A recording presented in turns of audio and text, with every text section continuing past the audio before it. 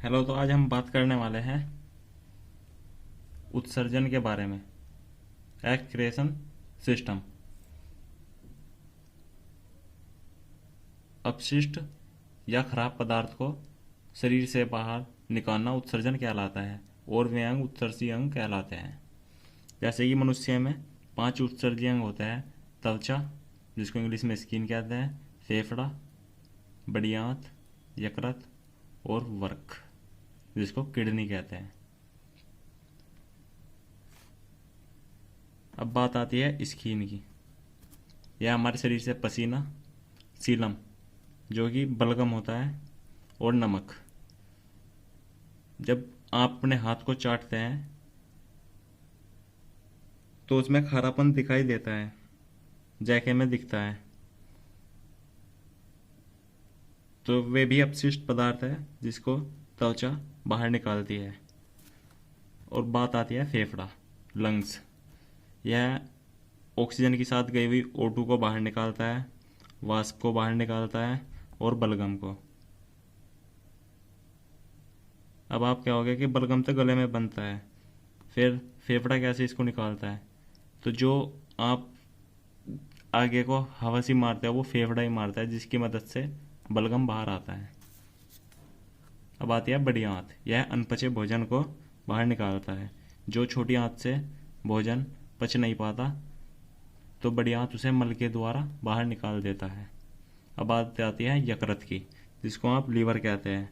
यह किडनी के ऊपर होता है। अमोनिया का यूरिया में परिवर्तन। यह जो हमारे लीवर में जो हमारे शरीर में अमोनिया बनता है, लीवर उसको यूरिया में परिवर्तन कर देता है। जो कि अमोनिया हमारे शरीर के लिए खतरनाक है, यूरिया इतना खतरनाक नहीं है। और अब बात आती है वक्र की, किडनी। यूरिया पेशाब का उत्सर्जन, यह मुख्य उत्सर्जी अंग है। यह यूरिया लीवर किडनी में यूरिया भेजता है और यह पेशाब का उत्सर्जन कर देता है। यूरिया की मात्रा पेशाब में चली जाती है और यही हमारा मुख्य उत्सर्जी अंग है। और आइए अब देखते हैं इसका चित्र। सॉरी, मुझसे एक गलती हो गई। यह जो सीलम था यह हमारी नोज पे आता है। जब हम उठते हैं सो के तो चिपचिपा सा कुछ तेल सा पदार्थ लगा रहता है, उसको सीलम कहते हैं। बलगम तो यह है। और आइए अब चित्र देख रहे थे किडनी का। यह हमारी किडनी है।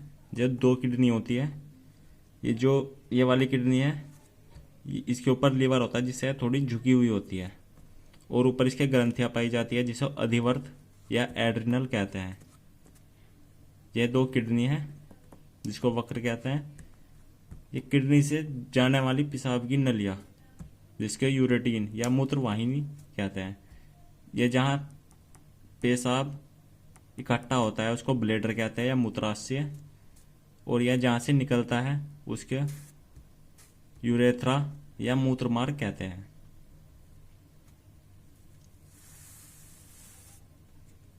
ये भीतरा भाग है इसका जो ये भीतरा भाग है इसको मेडुला, और ये जो परत दिख रही है इसको कैटेक्स, और ये जहाँ से यूरिया अंदर आता है या अपशिष्ट पदार्थ आते हैं इसको रेनल हिलम कहते हैं। सबसे ज़्यादा यूरिया की मात्रा हिलम में पाई जाती है।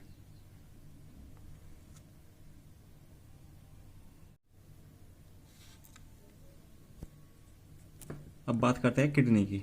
वक्र गुर्दा, इसको गुर्दा भी कहते हैं। मुख्य उत्सर्जी अंग, हमने आपको पहले ही बताया यह मुख्य उत्सर्जी अंग है और यह रक्त को छानता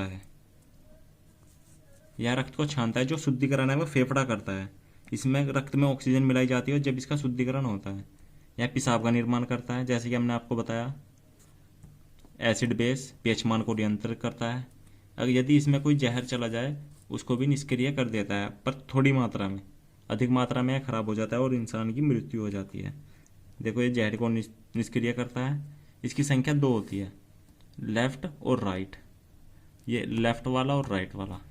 इसकी जो भार होता है वो 170 ग्राम होता है, मतलब कि 70 ग्राम का एक। अब आती है झिल्ली। इसकी जो झिल्ली होती है वो पेरिटोनियम की बनी होती है। बाहरी भाग कार्टेक्स जैसे कि हमने आपको बताया, बाहरी भाग कॉर्टेक्स, आंतरिक भाग मेडुला, जैसे कि यह मेडुला, और प्रवेश द्वार रीनल हिलम। और इसकी इकाई जो यूनिट होती है जहाँ का ये बना होता है वो है नेफ्रॉन। इसकी संख्या 8 लाख होती है। चलो आपको नेफ्रॉन का भी चित्र दिखाते हैं और उसका मैकेनिज्म समझाते हैं। नेफ्रॉन दिखाते हैं आपको। ये रहा नेफ्रॉन। नेफ्रॉन कुछ ऐसा प्लग से आकार का होता है और यह एक है। इसको आंखों से नहीं देखा जाता, इसको सूक्ष्मदर्शी से देखा जा सकता है, क्योंकि इतनी सी चीज़ में 8 लाख बहुत ज़्यादा है। इसका जो ये वाला भाग है छन्नी टाइप का, यह है ग्लोमेरुलस, और ये जो है बोमेन कैप्सूल है, इसको सपाट भी कहते हैं। नेफ्रॉन, यह एक नेफ्रॉन है। अब बात करते हैं ग्लोमेरुलस का कार्य। यह यूट्राफिल्ट्रेलर निस्पंदन है। यह रक्त को फिल्टर करता है, रक्त से कणों को छानता है, शुद्ध रक्त को वापस भेजता है। ये रक्त को छानकर अपशिष्ट पदार्थ को रख लेता है और रक्त को वापस भेज देता है। रक्त जाता है फिर फेफड़े में शुद्धिकरण होने के लिए। अब बात आती है बोमेन कैप्सूल का क्या काम है। ये रहा बोमेन। आवश्यक पदार्थ का पूर्ण अवशोषण। जो ग्लोमेरुलस छानता है उसमें कुछ बोमेन कैप्सूल, जो उसमें कुछ आवश्यक पदार्थ होता है उसको दोबारा यूज में ले लेता है। यह यूरिया को अलग करता है। जो ग्लोमेरुलस यूरिया को पकड़ता है आवश्यक पदार्थ, वो अपशिष्ट पदार्थ के रूप में, उसमें से यूरिया को अलग करके ब्लेडर में भेज देता है, जहाँ पेशाब एकत्रित होता है और डायलिसिस हो जाता है। अब बात आती है नेफ्रॉन। नेफ्रॉन, ये जो नेफ्रॉन है करता क्या है? यह पेशाब का निर्माण करता है। अब बात करते हैं पेशाब में जल कितनी मात्रा में होता है और पानी कितनी मात्रा में होता है। हमारे शरीर में जो पेशाब होता है उसमें जल की मात्रा 95% होती है, यूरिया की 2%। इसका पीएच मान 4.8 होता है। जब 4.8 होता है तो यह तो अम्लीय होगा। जब पीएच मान 7 से ऊपर जाता है, जब उसमें क्षारीय के कुछ लक्षण आते हैं। यह रहा संभाव अम्लीय है, स्वभाव अम्लीय। पीला रंग इसका यूरोक्रोन। यूरोक्रोन एक पदार्थ है, इसकी वजह से इसका रंग पीला होता है और गंध इसमें से अमोनिया की मारती है। यदि किसी दीवार पे इसका लगातार अमोनिया मतलब पेशाब लगातार करते जाए तो वो दीवार भी गिर सकती है। यह इतना खतरनाक होता है। अब बात करते हैं किडनी की बीमारी। स्टोन, आपने सुना होगा जब कहता है कि गुर्दे में पथरी हो गई या किडनी में पथरी है, तो वह जो पथरी होती है वह कैल्शियम ऑक्सीलेज की बनी होती है। यूरेनिया मतलब कि अमोनिया। अमोनिया की मात्रा बढ़ने से किडनी खराब हो जाती है। लेकिन एक किडनी का आदमी भी अपना सही से काम कर सकता है, लेकिन 2 किडनी का आदमी की मृत्यु हो जाएगी। गोल या गांठिया, यूरिक एसिड का बढ़ना। जहाँ हड्डियों में राला होता है वहाँ यूरिक एसिड का बढ़ जाता है और अकड़न महसूस होती है। जैसे कि आपने देखा होगा, आपके दादा हो या आपके पापा हो, उनके हाथ पैर ज़्यादा अकड़े रहते हैं। अब बात करते हैं किडनी खराब।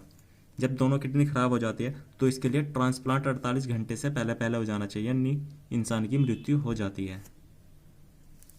जो आपके भाई बहन या आपके माता पिता, उनकी एक किडनी ले लें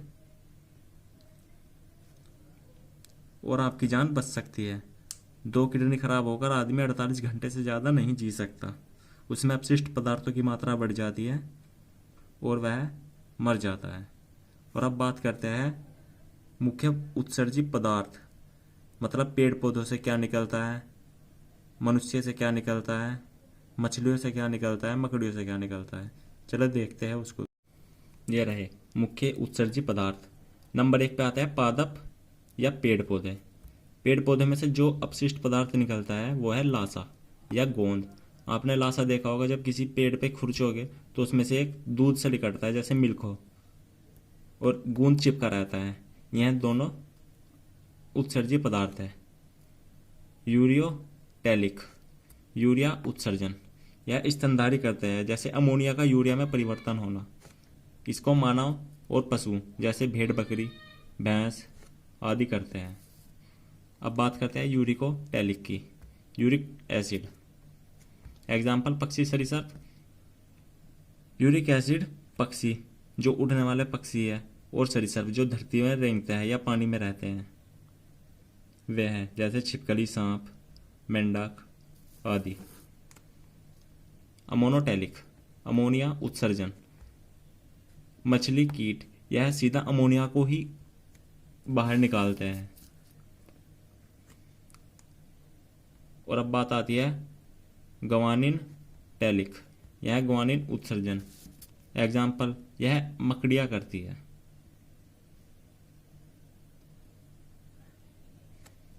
तो बस आज के लिए इतना ही। अगर हमारी वीडियो अच्छी लगी हो तो चैनल को सब्सक्राइब करें, लिंक करें और दोस्तों में शेयर जरूर करें। धन्यवाद।